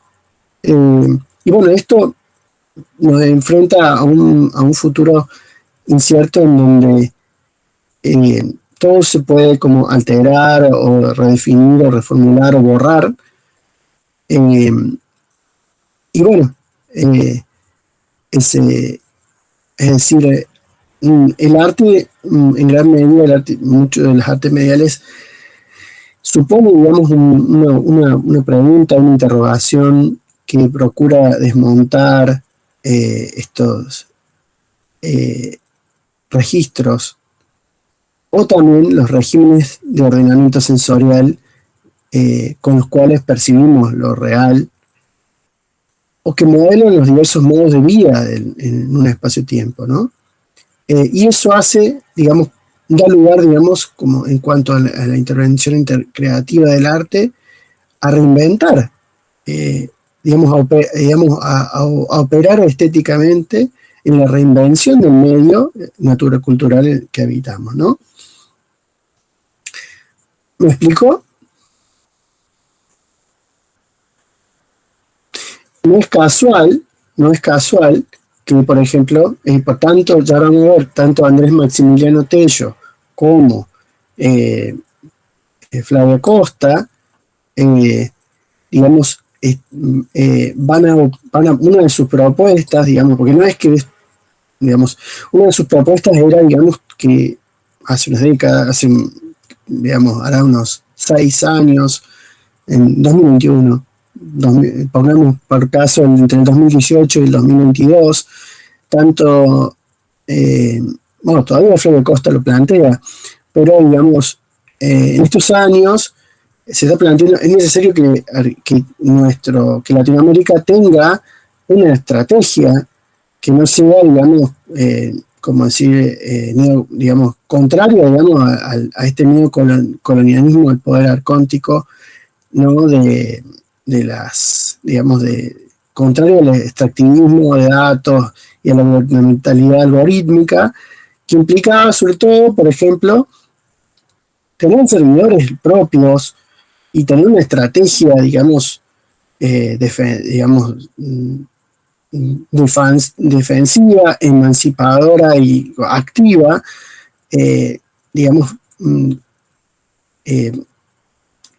que defienden los intereses propios de nuestra región, ¿no? Hoy en día estamos viviendo una nueva colonización muy agresiva, que en gran medida está marcada por esta dimensión simbólica del capitalismo arcóntico, ¿no? Es decir, cuando hablamos de arconte, hablamos de aquel que guarda la memoria, y la memoria puntual de los datos y bueno, el dueño de todo lo que la información que producimos todo el tiempo, ¿no? Sí, la Big Data. Sí, Sofía. Profe, yo creo que para pensarse eso tampoco hay que irse tan lejos como pensar, digamos, en la colonización o de la invasión a América, sino que si nos pensamos simplemente el poder que le ha dado a Estados Unidos, por ejemplo, el hecho de que ellos puedan contar la historia sobre las guerras, que de hecho usan el arte o bueno, los medios de entretenimiento para ejercer ese poder a través de películas, a través de documentales, y eso O sea, ellos han tenido la oportunidad de decirnos a la gran parte del mundo en qué creer, en también las formas que tenemos de pensarnos otras regiones que quizá nunca conozcamos, o otras costumbres, o de hecho de percibir la seguridad o la inseguridad basados en los intereses estadounidenses. Así es, a tal cual. Y esto tiene enormes efectos en nuestra vida cultural, social y política, ¿no? Que está altamente vulnerada en este momento. Y bueno, es realmente delicado lo que estamos viviendo, y bueno, en ese punto, por allí, tanto es claro como lo planteas, esto es evidente desde hace siglos, ¿no? ¿Sí? Yo podría decir desde 1890 para acá, eso ya está, es decir, después de las discusiones panamericanistas, cuando hablábamos de la doctrina Monroe, esto está en discusión, ¿no? Y es decir, cómo puntualmente, cómo opera en el continente americano posterior a la revolución, o incluso, como decir, desde la propia posterior a la revolución independentista. Es decir, cómo la revolución y la independencia tuvieron un hito de emancipación, pero desde distintas perspectivas podemos decir, debe sostenerse o debe reinventarse para que realmente podamos, como decir, mantener nuestra emancipación y desafiar a estas políticas neocolonizadoras que están a la orden del día, todo el tiempo. Es decir, y que suponen, digamos, la posibilidad de crear nuestro propio destino, nuestra propia historia, nuestra propia identidad, sobre todo contra, digamos, la explotación y la violencia, ¿no? Que es una violencia que opera en lo simbólico y sobre los cuerpos, que supone muerte. No estamos ajenos a la muerte, a la guerra. Tenemos un horizonte realmente desafiante frente a nosotros. Y bueno, puntualmente, bueno, en ese sentido, pero desde lo teórico y desde es decir, pensando en políticas públicas, ¿no? Y en la discusión, ¿no? Tenemos que poder situarnos frente a un capitalismo arcóntico, y también un periodo marcado por la acción del hombre, ¿no? Lo que sería el tecnoceno del que habla Flavia Costa, ¿no? Que es un presente signado por la intensificación del tecnocolonialismo, en el cual tiene un rol protagónico el sistema de inteligencia artificial, y que hay un proceso también de digitalización acelerada de todas las formas de vida, ¿no? Hay un devenir ambiental de la computación, ¿no? Que en donde hay agentes no humanos que procesan y configuran los nuevos ecosistemas orgánicos digitales que habitamos, ¿no? En ese sentido, es necesario visibilizar un nuevo régimen de acumulación capitalista, ¿no? Que tiene, entre otras estrategias, la minoría de Big Data, ¿no? Donde hay, como decía, un extractivismo de datos digamos, orientado a la gubernamentalidad algorítmica, es decir, a gobernarnos, a reproducirnos, y que eso, como decir, bueno, no escapa, digamos, a lo estatal, ¿no? Es decir, tienen que ver, es decir, en todo caso, lo estatal va de la mano de lo corporativo, ¿no? Es decir, son hoy en día, digamos, hay gente hay pensadores que dicen, bueno, esto está un poco en discusión hoy en día, pero bueno, hay, como decir, una tensión entre como el ascenso, digamos, del gobierno de lo corporativo por sobre los estados. Pero bueno, eso también los estados, hay muchos estados que también están jugando, pero en todo caso, sea desde los estados, del poder real de las corporaciones, ¿no? Es decir, en cuanto a gubernamentalidad, son quienes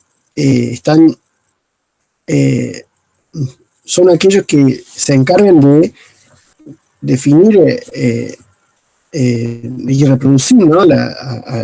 a estos cuerpos, a nosotros, a la población, digamos, y también de ordenar nuestros acoplamientos. Ahora, ahí entra la cuestión de lo social, digamos que no tenemos una posición pacífica, sino que en realidad somos actores que juegan y que redefinimos, ¿no? Nuestros espacios, esta dimensión simbólica desde lo político, y que somos parte digamos, de la construcción y de lo histórico, ¿no? En sí, digamos, tanto con Tello como con Costa podemos abordar estos sesgos algorítmicos que afirman un patrón mundial de tecnocolonialidad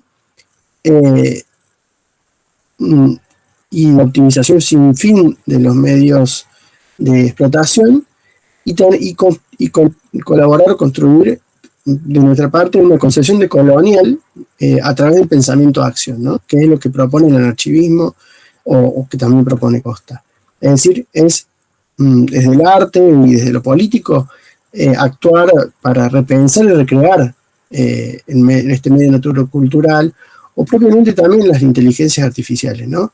Para que, digamos, tengan, digamos, como dice Costa, digamos, se tornen formas alternativas orientadas por las necesidades humanas y el conjunto del sistema Tierra, con patrones de cooperación antes que de competitividad. Es decir, es posible, digamos, porque es una herramienta. Bueno, y en sí, digamos, quería destacar sobre todo, ya he dado algunas muestras de ello, la obra de Felipe Rivas San Martín. Ustedes, no sé si vieron, digitalicé parte de uno de sus libros en donde trabaja con inteligencia artificial, y bueno, particularmente él trabaja mucho con el paso de lo analógico a lo digital y de lo digital a lo analógico. ¿Pueden ver algo de ello?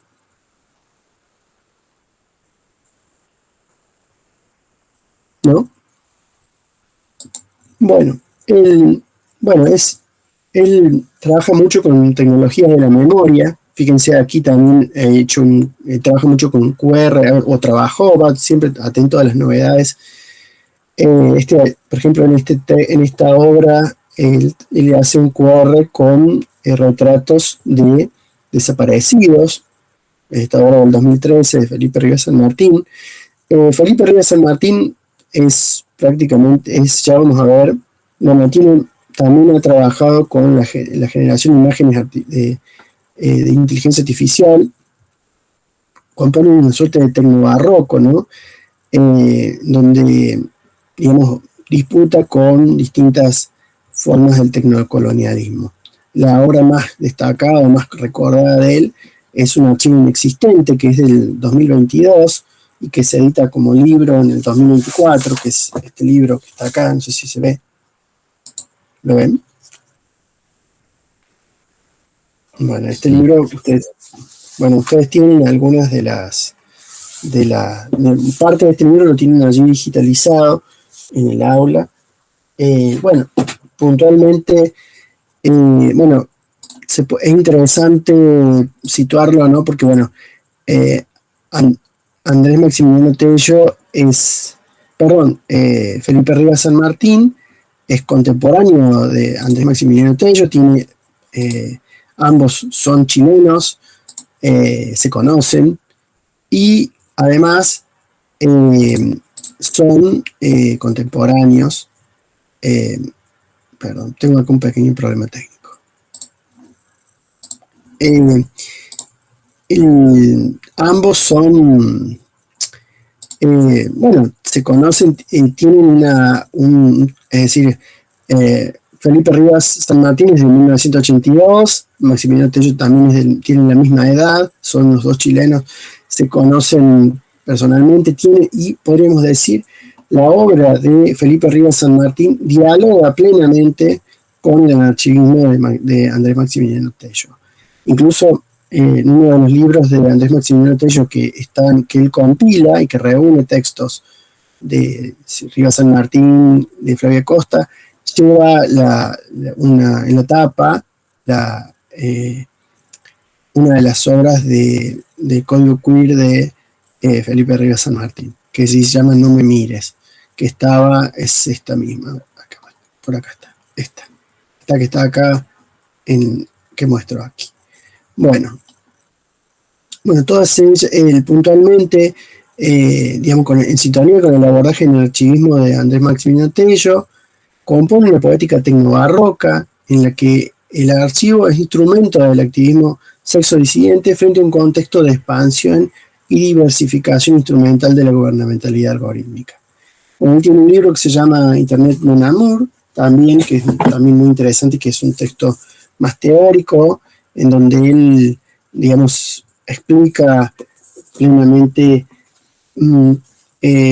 cómo piensa la obra, porque bueno, parte de estas nuevas producciones artísticas que suponen obras de investigación en arte, tienen, digamos, como una dimensión verbal que expone cómo es todo, podríamos decir, el prompt de su producción artística, ¿no? Cómo es todo como decir, el procedimiento y la interrogación estética de su investigación en arte, generalmente tienen, como decir, un paralelo verbal, ¿no? Es decir, generalmente podríamos decir que estas obras, las artes mediales tienen, como decir, un soporte verbal en gran medida, si considero, por ejemplo, las obras de Felipe Rivas San Martín o de, por ejemplo, Nuno Ramos en Brasil. No, es decir,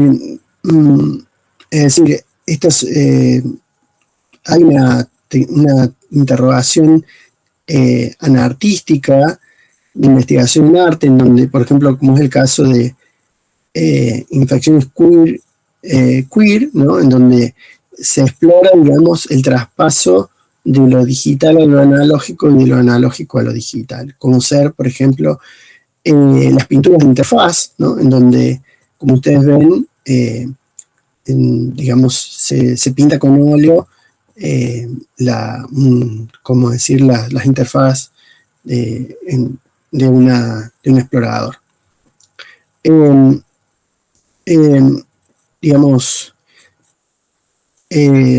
bueno, también es destacado su uso de la inteligencia artificial, ¿no? Generalmente trabaja como dijimos, con códigos QR, ¿no? Que tienen que ver con la transferencia de la información. Y bueno,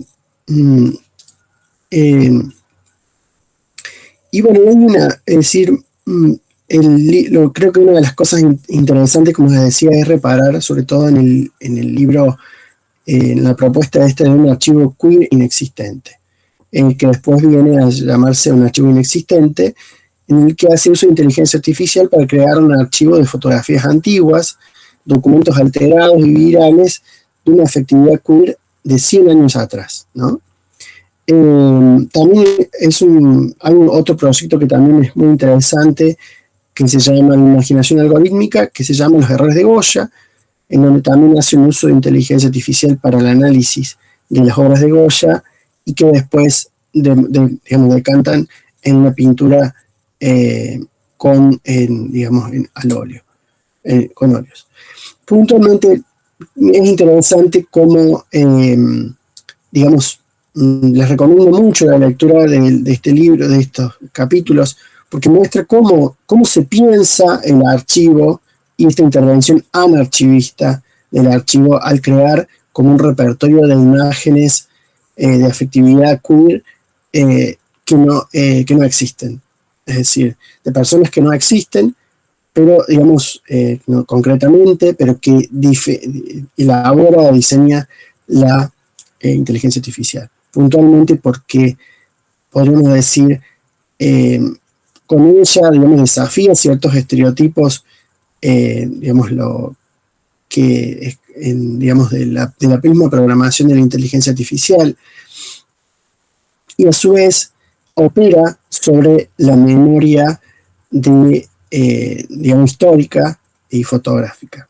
Lo interesante también es el acento del error, ¿no? Que es como muchas veces se lo considera una marca de época, ¿no? Es decir, que vemos, por ejemplo, que se pone en evidencia en las manos o en ciertos objetos, y que pareciera ser que bueno, que son cosas, digamos, que van a desaparecer y que son valoradas, digamos, desde la perspectiva teórica y en la misma producción artística, como digamos, marcas de la producción y del contexto y también de la memoria histórica. ¿Por qué? Porque con ello, a través de estas marcas, como dice Felipe Rivas San Martín, no se está, como decir, tergiversando la historia, es decir, sino que se está poniendo en evidencia esa ausencia fundante de la memoria. Es decir, que no haya registros, digamos, a través de la marca, digamos, como decir, de la propia, digamos, que esto es una producción generada por inteligencia artificial, no estamos alterando la memoria histórica, sino que estamos operando sobre ella, como decir, sin, como decir, borrar la ausencia concreta digamos, de base. Bueno, me parece, es muy lindo, muy interesante, porque es justamente una tecnopoética, porque en realidad no solamente opera, digamos, la tecnología, sino que hay una interrogación sobre las propias condiciones de producción y a través de la poesía hay una redefinición propia de estas técnicas artísticas y puntualmente en este caso del archivo. Bueno, me estoy quedando sin tiempo, pero bueno, me gustaría antes de cerrar escucharlos, poder tener alguna evolución de su parte y bueno, recomendarles la lectura de los materiales más allá de que sean muchos. Bueno, así que los escucho.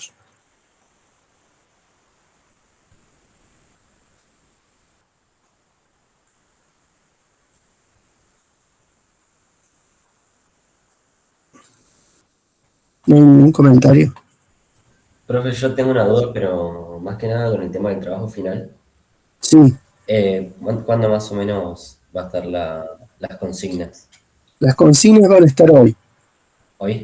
Más tarde, ya no llegué, quería primero, además, tengo un bosquejo, pero quería acordarlo con ustedes, que ustedes estuvieran de acuerdo, y bueno, según lo que pudimos conversar, están de acuerdo, así que en base a ese bosquejo lo voy a reformular.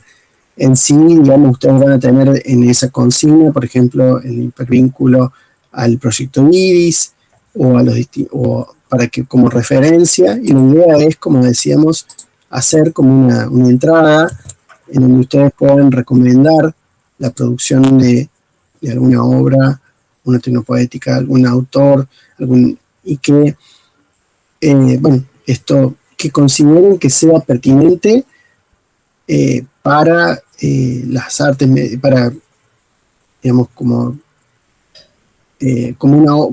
referencia de las artes medievales latinoamericanas, desde las décadas del 60 hasta la actualidad. Y bueno, la idea, digamos, no se tiene que repetir, y además tiene que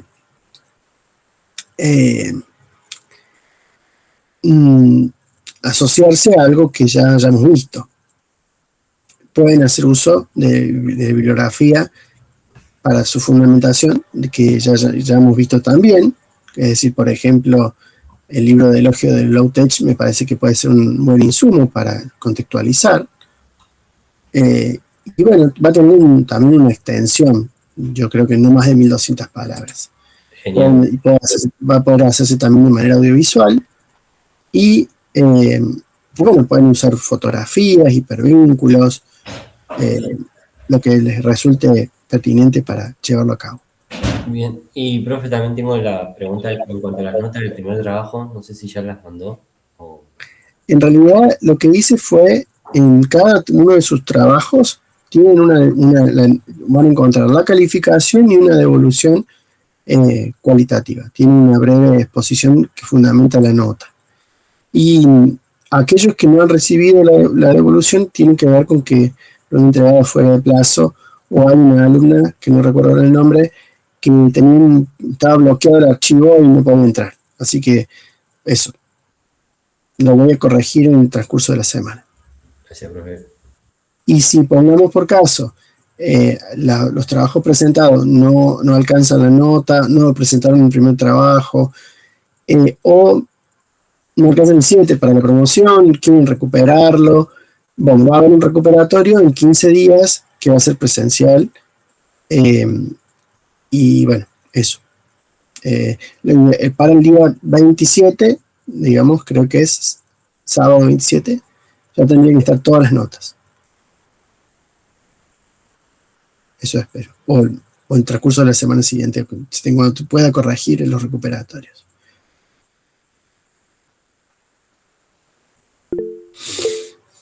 Bueno, perdón, Frances, tenía una consulta. Sí, los artistas que tenemos que elegir, ¿tienen que ser de Proyecto Iris o pueden ser de otro lugar? No, los del Proyecto Iris, la Proyecto Iris es solo una referencia, ¿no? Tienen que ser otros. Bien, bien. Es decir, ¿Pueden sí, ser digamos, otros o pueden estar en Iris?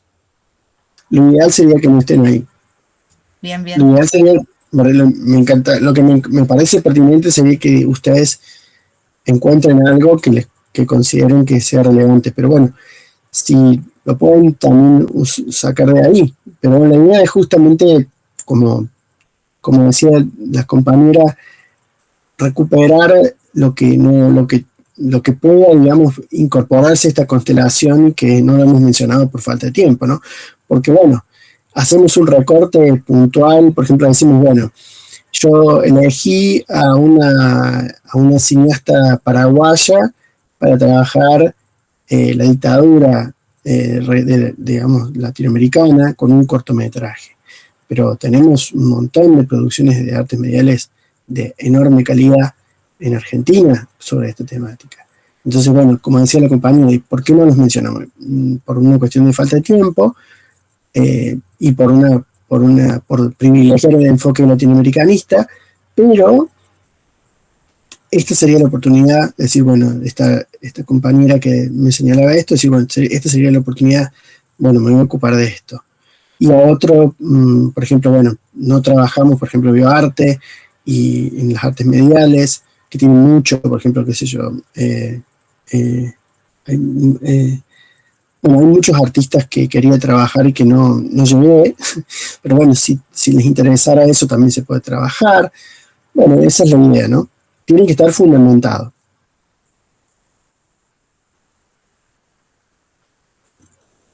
De todos modos, yo voy a cargar hoy las consignas y bueno, si hubiera alguna duda o algo, puedo, como decir, aclararla, esclarecer en el transcurso de la semana, dar mayores referencias para colaborar con el trabajo.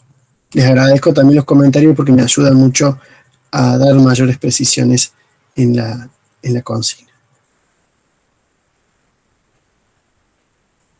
Bueno. Bien, profe, gracias. Bien. Gracias, Bueno, profe. si no tenemos entonces más comentarios ni consultas, bueno, los dejo aquí y bueno, la semana que viene, como no vamos a tener un encuentro teórico, sí me voy a dedicar a la evaluación, en lo posible a avanzar con la evaluación. Y también lo otro que les quería decir es que generalmente trato de evaluar cuando ya hay un buen volumen de textos presentados. Bueno, entonces les deseo un buen fin de semana, descansen y bueno. Sí, Sonia, ¿tenías una duda?